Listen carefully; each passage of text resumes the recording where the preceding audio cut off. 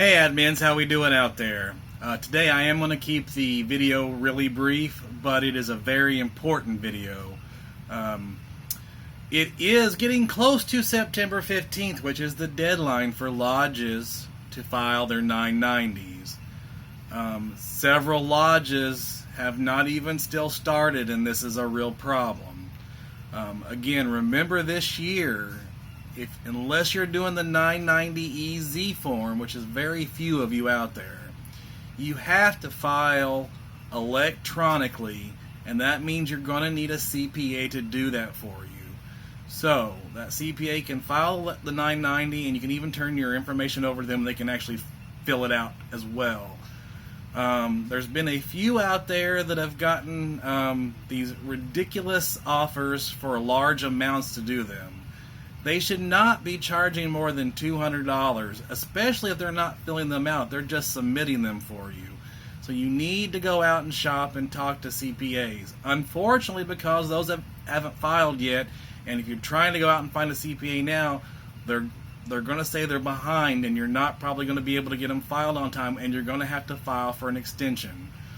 So if you're in the process and you guys know where you're at in your lodge, whether you'll have it turned in on time or not, and if you've not even started that process, you need to talk to a CPA. You need to look at filing an extension. I hate it when you guys file extensions. There's no sense in it. You have May, June, July, August, and half of September to get those ready, starting from May 1st.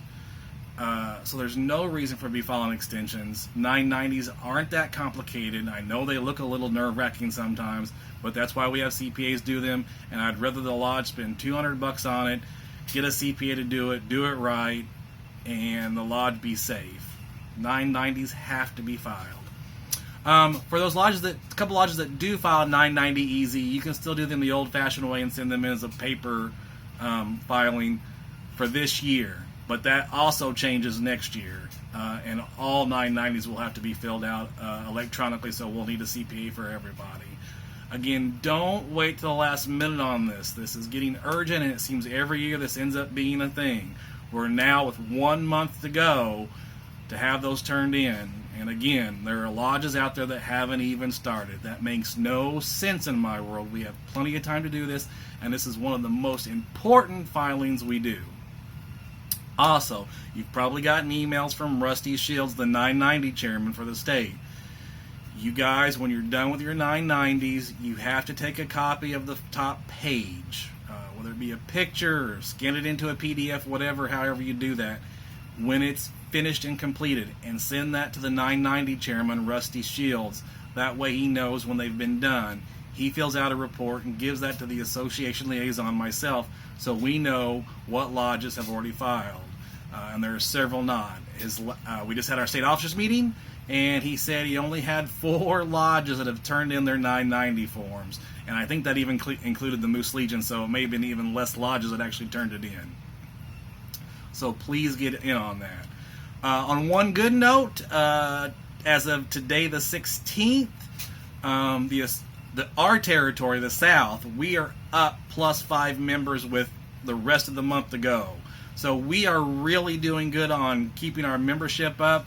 It's mostly 99% new applications, and new applications are good, but our retention right now is horrible. We are averaging less than 60% for the territory. That means we have members that are not signing back up. We have to use those retention lists, and we need to get our expired members and remind them they need to pay their dues.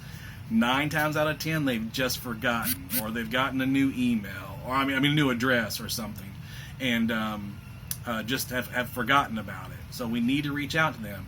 And again, Moose International is not keeping the statistics on this, but I guarantee a big portion of them are women that have expired, that were already expired come April 30th, the end of last year's Moose year, and just do not realize they have to pay lodge dues now. We've got to reach out to them. We've got to explain to them they have to pay lodge dues and what that offers them. And again, if they were expired and they're expired in both the lodge and chapter, you can remind them they don't have to join the chapter. It's just like the Moose Legion. They don't have to join it if they don't wish to. Of course, we want to encourage them to get more involved and to belong to those things. But if they're not going to, they're not going to. But we want them to make sure they pay their lodge dues. Thank you very much. That was 5 minutes. You guys have a good week. Take care. Bye-bye.